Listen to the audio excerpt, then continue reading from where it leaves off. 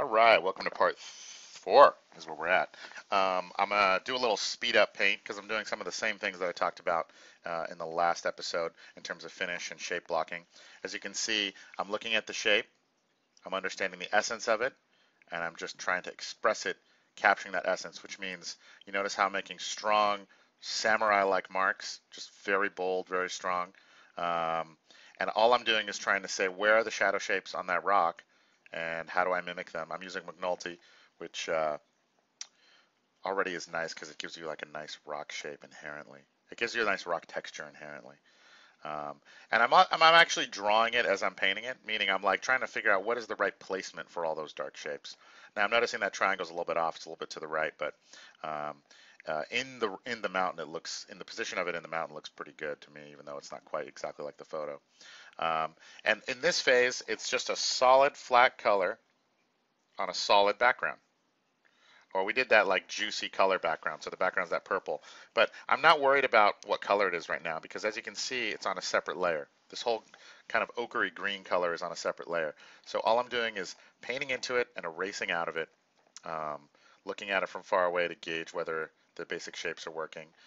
One of the things I mentioned is you see how there's only that one little round bump at the end of that mountain.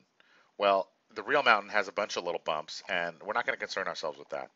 One of the hallmarks of experienced artist, which again, experience doesn't mean you need to have experience, just pretend like you do by doing the things that experienced people do, which is leaving out some stuff. And all those little tiny nodules and bumps, all that stuff to me is just going to take away from the picture. And my initial instinct was to not have them in there. So because that was my initial instinct, I'm going to stick with it and not include all those little bumps because the focal point is that main rock. And that's the kind of thing that is the reason for doing a painting instead of taking a photograph, is because you can style things and change things in little ways to make it feel more like, just feel cooler and more dramatic. Now I'm painting that rich underpainting color that I did on, a lot in the third DVD or in the third video. So I'm doing that like rich reds because they're the opposite of greens. That's the basic bottom line. And on that same clipping mask layer, I'm starting to try to add now actually the exact local color. Now, most of you heard that word. Local color just means exactly the color that's there. Not, not any kind of weird painty thing that I'm doing, but just the actual color. I'm looking at it and I'm saying, what is that color and how do I match it best? But notice I'm using Khal Drogo so that I can leave some details underneath and show the painting coming through.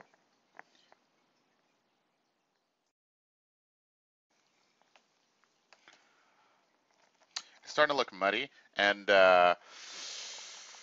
Richard Schmidt said something interesting in his book. If you don't have his book, Alla Prima, it's like the best book on painting. You can read a page a week, and each page will keep you sustained, and you can marinate in his wise juices. Wise juices, that's pretty gross. But turn this up a little bit. He says, the problem when think colors look muddy is that the temperature is wrong. So either you have a shadow that's too warm, or you have a light that's too cool. That's what makes things look muddy. So this looks a little muddy. I'm going to color pick it. I'm going to just cool it down a little bit, and it should solve the problem. Yeah, it definitely does.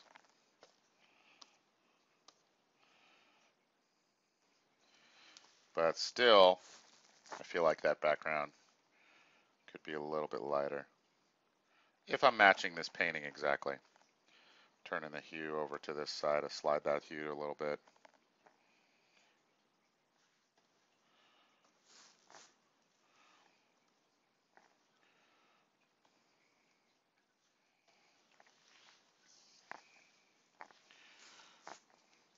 And from far away is the best place to gauge it. It just needs a little bit more lighten. And this needs a little bit more lighten too. Sometimes it's a matter of desaturating.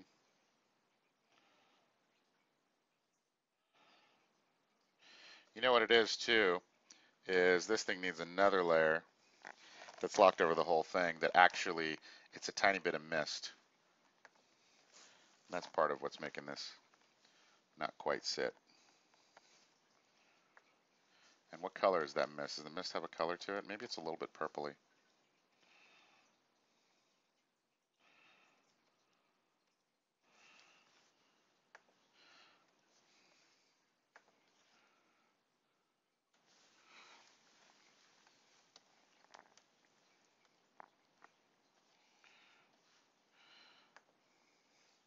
And I might set that to a soft light. Nope, I won't. Screen. Just mess around with it a little bit. Erase it out. This is one of those Photoshop things where these subtle gradients do a huge amount. And again, it's on a separate layer, so you got nothing to worry about. You can just keep on this thing. Just keep loving on it. Yeah, I think let's check in with our freshness. What are we doing here? I have it very graphic. He's got a lot more edges blended here, like as the form turns. But in the background, you can see it's pretty simple. And that is kind of a background element. So this area is going to be my cue for how much or how not enough detail to include, which is why it's critical to have somebody's work up that you are trying to copy. Critical. Because if you, and not a bunch of their work, not several pieces that you like, one piece. That way you can look at that one piece and use it to make these kinds of decisions. Is that too much? Is that not enough? What does Jamie Jones do? It's fresher and looser, so maybe you could use some of that. But it's certainly, I'm not, he's got a lot more variety of colors and he's more awesome. But generally, I can say, well, that's not too little detail. But after I'm looking at it a little bit longer, I kind of want another layer here. Is this on that? Yeah, I want another layer with some Joffrey here. I want to grab some of that, but I want it a little darker.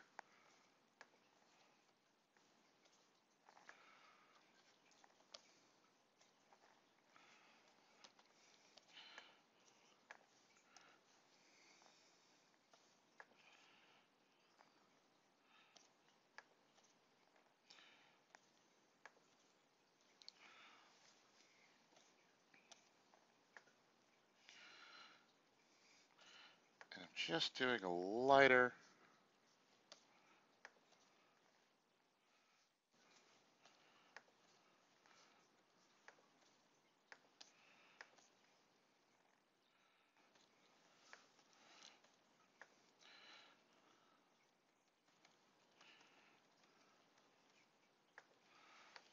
I'm clicking on that, lightening it a little bit. Again, that's a great way to get subtle value changes, is to just click on the thing that you want. And then slide it up the slider a little bit.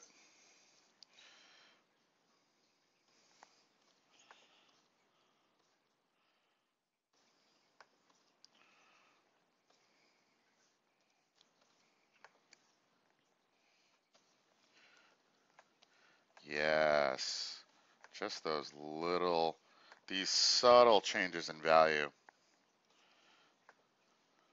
from far away. I'm going to grab some of that orange because that's the color that's in there. And then, it gets a little redder and a little brighter there. And this is the advantage of painting from life. I'm painting from this photo, so I'm only seeing like a slice of the percentage of the real colors that are there. But if you were actually there, I'm going to throw another layer on top of this thing. If you were actually there, because I want to add some of the highlights on this thing, so I'm going to do that, make 3 little quick strokes, throw a layer mask on that thing, set it to black.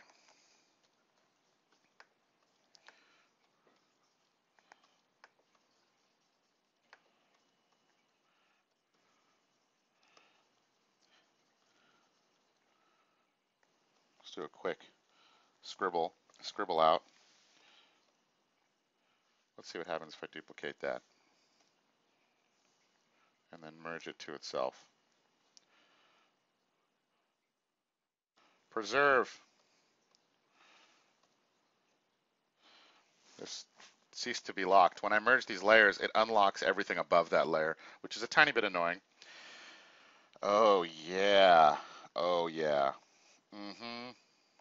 Yes, you see how I remembered that there was a lot of little curves? I was looking at it earlier and I thought, okay, first it's like this, but then there's all these little bits. Let's check in. Yeah, because he's got some of that going on, and that's kind of starting to feel more like that. I was missing that little layer of just loose sort of flim-flam.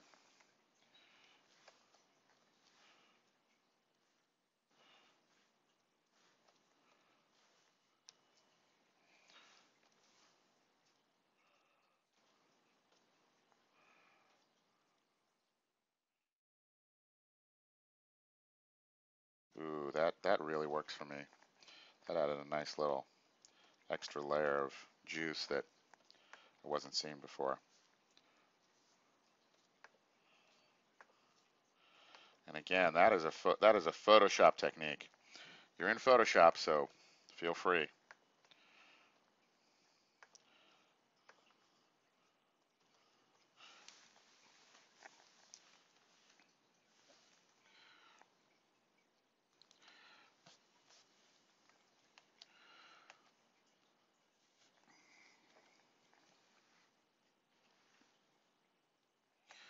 And back on with that. It's a little more saturated, but whatevs, I think it looks good.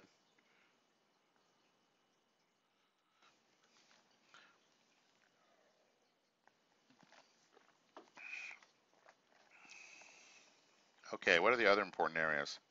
Well, the areas that we need to kind of block in, so we can turn that off. Remember this color disaster we had before? Now it's time to start sorting that out a little bit. And this is starting to get probably a little more fun and a little less miserable. So yeah, the sky, it's a rich bluey blue. And again, right here, I'm on a separate layer. Wait, what am I doing? No, I'm not on a separate layer. Let's make sure I am though. There's my sky. I had this gray blocker put over it so I can make strokes up into here and it's actually underneath this gray blocker, which is right there. So I did that on purpose so that I can like express sky very loosely. And if we look at the sky, even the sky needs some analysis. You think you got it. You always think you know what's going on, but you don't. You got to stop for a second and just look. This has a light blue gradient that kind of, you see how that's a little bluer there and a little lighter here, and you're like, Jesus, calm down. You really need to worry about like the subtle gradient changes in the sky? Yeah, that's why it looks awesome when it looks awesome. Even people who paint loosely, like Jamie, are paying attention to subtle changes in temperature, and they're expressing it loosely, but they're paying attention to it. So yeah, I'm noticing that there's like, it's slightly yellower here and it goes to a gradient of cooler over there because the sun's obviously maybe coming more on from this direction. And then look at how it's like slightly redder coming up from the bottom. All important stuff just to have in the back of your head. We might not show every little tidbit of that.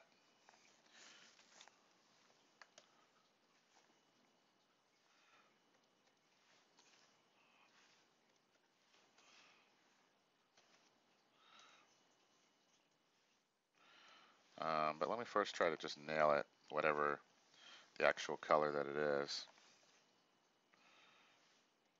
And notice it's not saturated. And it's maybe greener.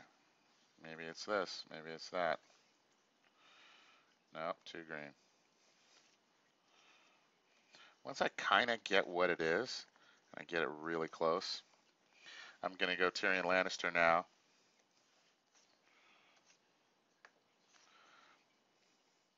And I'm using these big texture brushes because that's kind of what I use to paint everything else. So I don't want to suddenly... I'm scared of Cuddy. Cuddy's so Photoshoppy that I generally only like to use it for gradients. But maybe if I take color dodge with a light green, yeah, see, because there's a little bit of weird green in the blend there.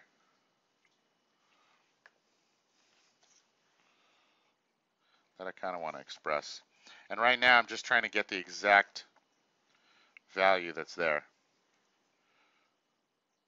The whole thing is, I'm going to take some Ned Stark, go here to mixer brush because I see some like blends in here that I'm not sure about. Oh, Laggy McLagtown. Okay, turn the spacing up. Putting the spacing up, by the way, is the #1 way to make your brushes be a little bit faster. Oh, and also sample all layers. I'm turning that off. So it doesn't grab color from every layer, it just grabs color from my layer that I want.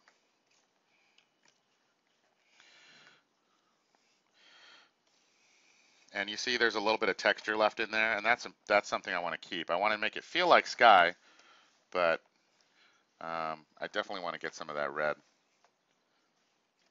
some of that textury feel, so that it looks like it's part of the same painting. One some mistake people make is they do all this painterly stuff, and then all of a sudden the sky is like, it's just super smooth because they say, oh, well, it's all smooth. And you're right. In one way, that's actually a good observation because you're kind of seeing what the essence of it is. accurately. That's true. It is a little bit um, smooth, but in the effort of kind of unifying the painting, we're not going to do that. See, even just that cutty too much there is starting to be annoying.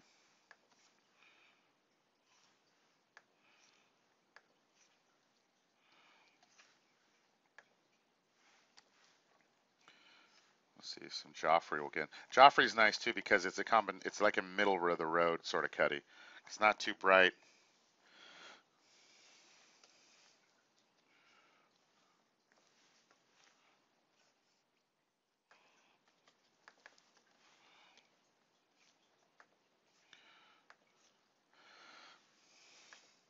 Nope. That blending is just killing my mojo. So I'm going to turn mixer brush back off because I just don't like it.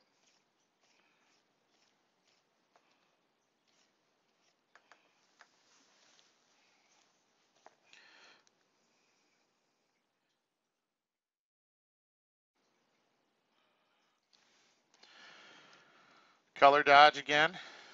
I want to get that color exactly right. And there's a little bit of yellow in it. Turn the percentage down.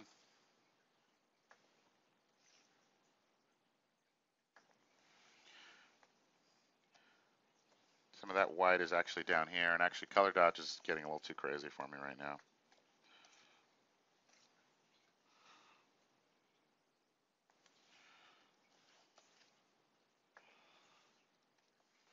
Percentage is too far down.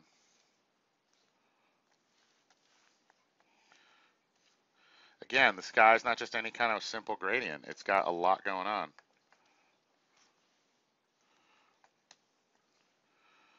In terms of subtle color changes. That gets a little brighter.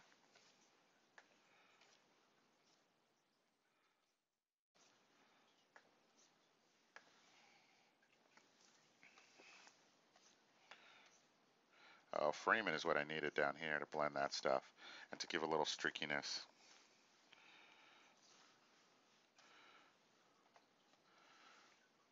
A little brighter. And I want it to be a little warmer, right? Because it's a little bit warmer here than it is here. Sometimes just turning it brighter, if it's a cool color and you desaturate it, it inherently gets a little bit warmer. And that's the rule with that slider. It's kind of an interesting thing about the way color temperature changes. If you take a cool color and desaturate it, it gets warmer. If you take a warm color and add saturation, it gets cooler. So the way it works is, and this is an important thing about the way these sliders work. If I took a blue, for example, and said blue, and I wanted it to be like a slightly warmer blue, if I move it over here to the slider, right, that's not slightly warmer, right? So if I'm on blue and I want it to be slightly warmer, the first thing you do is not move this slider because warm is all the way over here. The first thing you do to make it slightly warmer is you just turn the saturation down a little bit and it'll get warmer. If I turn the brightness down with it, that'll really help you to see because then the values aren't changing. Look at that. I'm not doing anything to the color. All I'm doing is turning the saturation down. You see how that works? So now gray appears to be warm, but it's not. It's still solid gray. Click on it right here. It's still just a really cool blue. It's still blue. Why does that look like it belongs in the orange, right? Well, because it's just simultaneous contrast. We don't have to get into fancy art term words, but basically also because it's on a blue sky, it looks even warmer. So let's say you got to the very bottom here, right? And I've been moving the brightness down so that the values stay the same to even show you even more how this works. So let's say you got to the bottom. Now you want it to be warmer. Well, now, because you're at zero saturation, it doesn't matter where you move the slider. You could move the slider over here, and you would be exactly the same color, right? Because you're at zero saturation. So when you're at zero saturation, it makes never no mind where the slider is on the wheel because they're all saturated zero. They're all 100% gray or flat gray with no color. But what's cool now is, let's say you wanted to warm this up more, where do you go? Well, now you can move this in a dramatic way to a completely other side of the wheel and then start inching it back up the saturation ladder on whatever color you want to add to. and now you get warmer. So it's almost as if the saturation slider in the cool colors and in the light colors is butted up against itself. Imagine that thing is flipped. It's here on the warms and it's the opposite on the cools. And that's an important thing for Photoshop because we don't have a way to cool down colors. All we have is these sliders. That's it. And remember, these are HSB sliders, not RGB. I wouldn't work in RGB. I wouldn't work in any of the CMYK. HSB because it's simple. Color, which is hue, saturation for S, and then the brightness of it. Cool? All right, well, that sky is doing me for now, so I'm cool with it. And now we start partying on the best part. And then, let's see here. You know what? I'm just curious. I'm going to throw a layer mask on here. We're just going to experiment a little bit.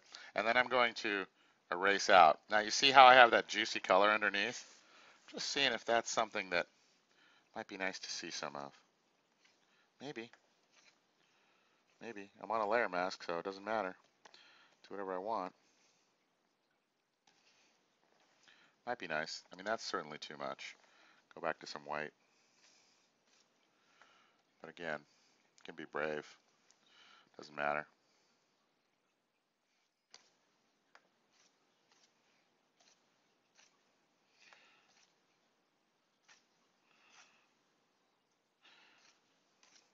Just towards the edges there too. Might be nice to get some of that. Like it's like an old painting that's like, you know, peeling off on the edges. Man, Khal Drogo, man, it gets the job done. So many purposes. Back in there. Come in and get out of here, Drogo. Yeah, people are upset there's no Khaleesi brush. I couldn't find one that was awesome enough. It's a special lady, you know.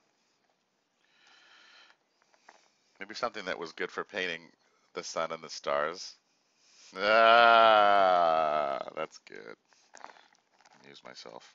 At least I amuse myself. Okay, so yeah. Okay, now this is what we call right here. All this. This is the juice. This is the whole reason I started doing this painting.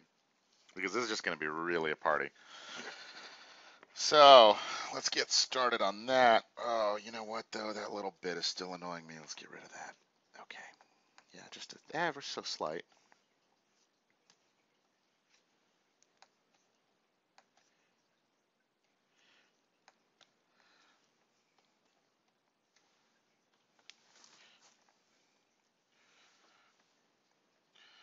All right, same thing, starting off. Okay, now here's a couple things about this. Is we have this really juicy underpainting, right?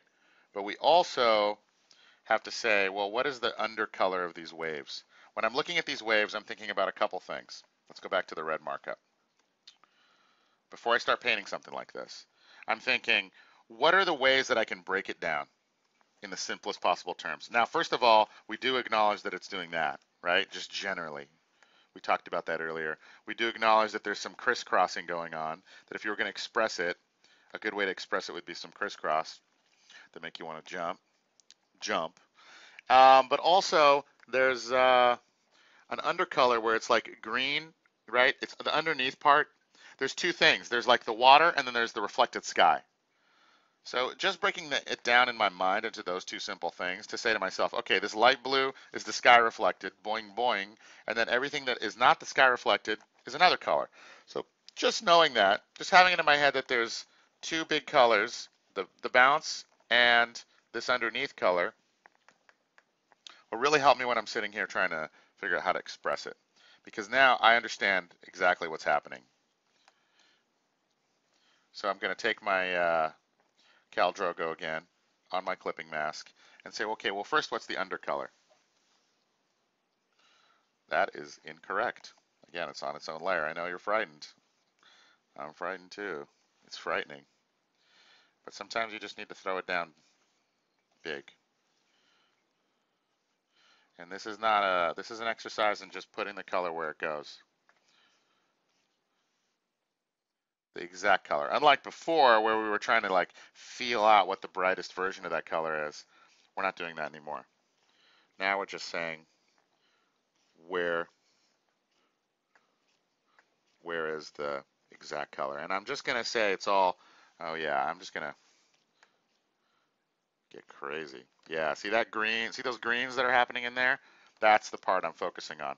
And I'm expressing them, pretty quickly, not fussing over it too much, but the vivid color that's underneath, that is going to make the painting right here, because that's one of the focal points, but this wave actually is going to be a really pretty quick second read. So, and then it gets a lot lighter there, and a lot more desaturated actually. But it's hard for me to even tell what's happening because I don't have the colors next to it. You see, like, as soon as you throw the sky in there, the color of this changes. As soon as you make this green, you have no idea if that even works or not. It's like everything gets crazy because all the colors kind of need to be in relative to each other in order to get an idea of what's happening. Is that closer? And then back here, it's a little bluer actually. And again, unlike before, I'm not trying to get some fancy version of the color. I'm just trying to say what is the color. Oh, that gets brighter there. Going with some Joffrey to get some smooth in there. Although I'd like to stay away from smooth brushes when I'm like throwing in big textury things. I like to stay with smooth brushes when I'm modeling forms and shapes. When I'm actually modeling things, I like to use Marlowe for that kind of thing. But when I'm like putting big swatches of color, big loose kind of indications of things, then I like to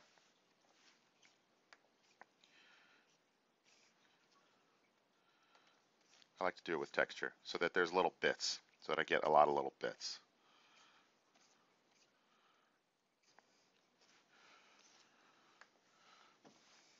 Ooh, some Jamie Lannister. Forgot about him. He's kind of new to the arsenal, and I don't know if he's really a winner. I mean, he definitely sucks in the show, that piece of shit. But I don't know if he really made the team. I kind of threw him in there haphazardly, and I keep looking for ways to use him.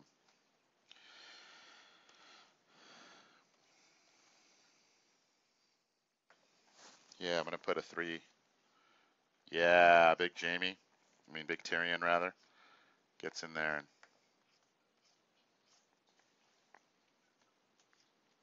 And then I'm throwing in some mixer brush because the wave, that wave blends down like that.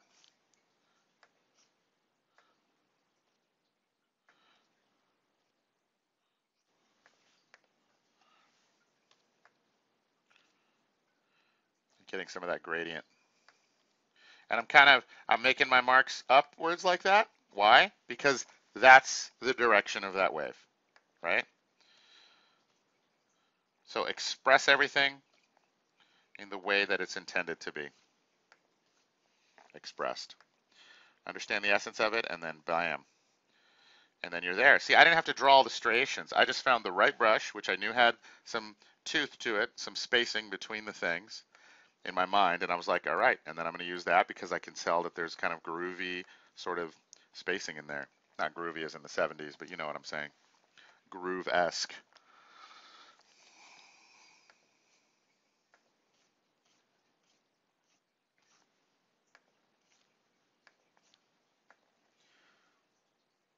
And then as it gets closer to the front,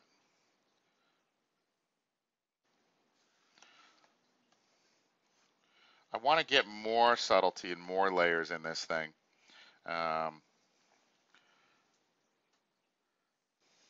going to actually go to color dodge, take a blue, and I want to get that last little bit of neon green. I just want to see what happens if I...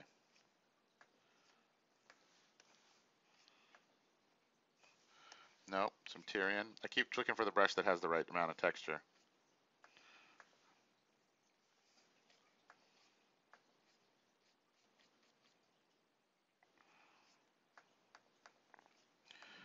And the amount of brightness that's in there is super critical, so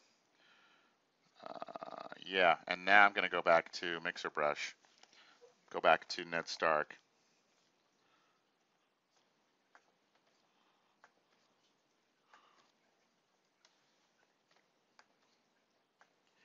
Is that the right green? That green is almost too green. Okay, then I'm going to go down to color mode, some Joffrey, pick some of that blue and blue it up a little bit.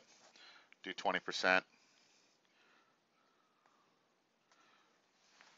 Am I getting too fussy with that? Possibly. I probably just need to move on. But yeah, all the undercolors that are in here, and I can go back and change them later, but I'm just trying to get a feel for them now. I feel like maybe there's a little bit too much green. Need to get some of these other blues in there. I like the tooth that Jamie has left on here. You know, I feel like maybe there's a whole warmness that comes up from the bottom here in that underpainting, because you see these waves are pretty warm in the underpainting. Yeah, that's what was missing. Some of that stuff. I'm going to throw a layer mask on that and go to some black. Take that to 100% and say, yeah, see, there's some pretty juice underpainting underneath here. And that's the reason I did it. It's just to be able to say, just from a little bit, where can I? Yeah. I mean, it wasn't that substantial. But let's say that underpainting layer was white. It would have had a different quality. Whoops. I inverted it instead, but you get the idea. All that work to just slop it in there, it only took a second, but you know, it allows you to bring back some cool stuff. Um, Now, you know, another thing I'm going to do real quick is I'm just going to do the same thing. I haven't added the reflections there, so I'm not done with that area yet. But just real quick, I want to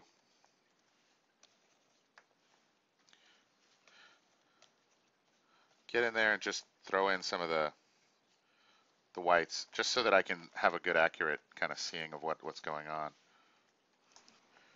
And, you know, I'll speed it up a little bit just here to get you through some of the same things I'm doing, just blocking it in, adding some blues in the wave to mimic the blues I'm seeing, and just kind of, again, painting boldly and not really worrying about the details, just kind of blocking this whole piece in. And again, my shape is silhouetted, so I don't care. I can do anything I want and just make bold strokes within those marks, and I'm good to go. All right, so this should wrap it up for this episode. Next episode, we're going to get into the water reflections, how to do those, and the real juice of the waves. That's going to be the best part. All right, see you next time.